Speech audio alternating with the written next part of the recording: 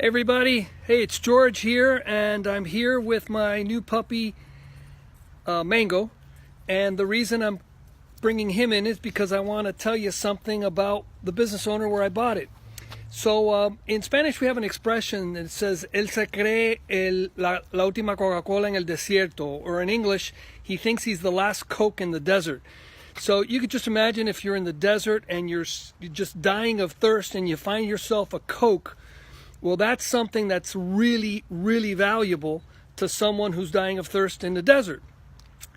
What I find, and by the way, in Spanish we use it for someone who's stuck up or just thinks way too highly of themselves.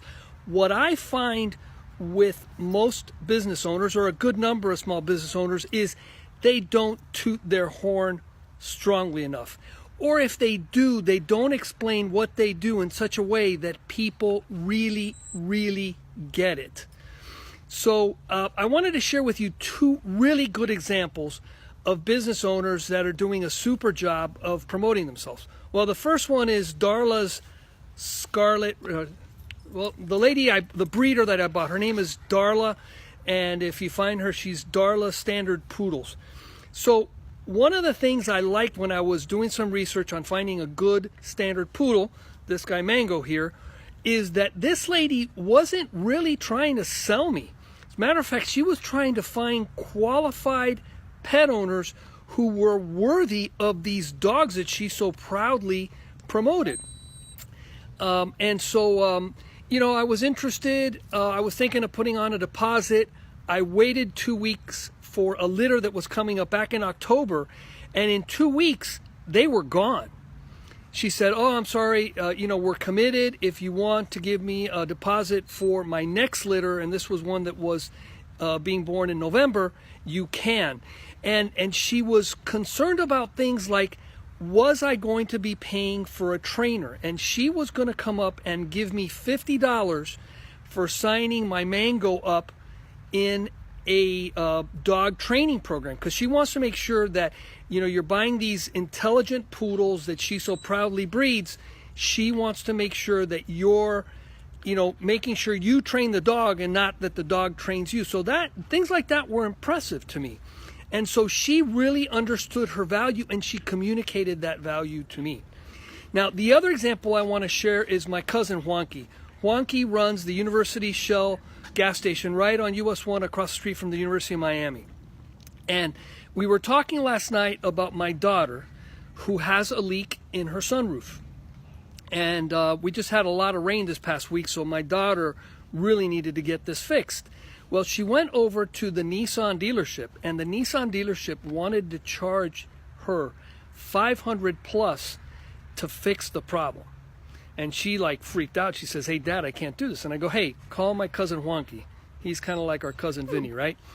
And what he did was figure out a way to fix a problem for $150. And he is basically the arch enemy of the dealership repair services. And we were talking about how, for example, he had a customer come in. They needed to, just get an oil change, and they came out with a recommendation to change all the shocks and the struts in their car because they say that they were damaged. And this is a car with 45,000 miles on it. And he went, looked under the car and said, "Hey, this is ridiculous. Your car doesn't need anything." And then he started telling me stories about, he started to change brakes on Range Rovers and even Maseratis, because he's saying you go to the dealer and it's $4,000, $5,000, $6,000 to get a brake job. And so he's coming in, doing it for under $2,000. I mean, the parts are expensive, he's telling me, but he says, "Hey, these guys are gouging their customers, so I'm going to go in and make their customers extremely happy by offering them something that they need, that they really have to do, and do it at a reasonable price." And so here, Juanqui is the última Coca Cola, the last Coke in the desert, for people who are trying to get a decent, fair price for changing brakes and doing other, what should be minor, inexpensive repairs for people. So I think as business owners, we really need to look at our businesses and how do we communicate our message in ways that really shines with our customers so that they're going, hey, I have to do business with him, and then I'm going to tell every single one of my friends because it's such a deal, you know, I just can't avoid spreading the word. So anyway, that's what I got for today. Hope this helps. And I got to figure out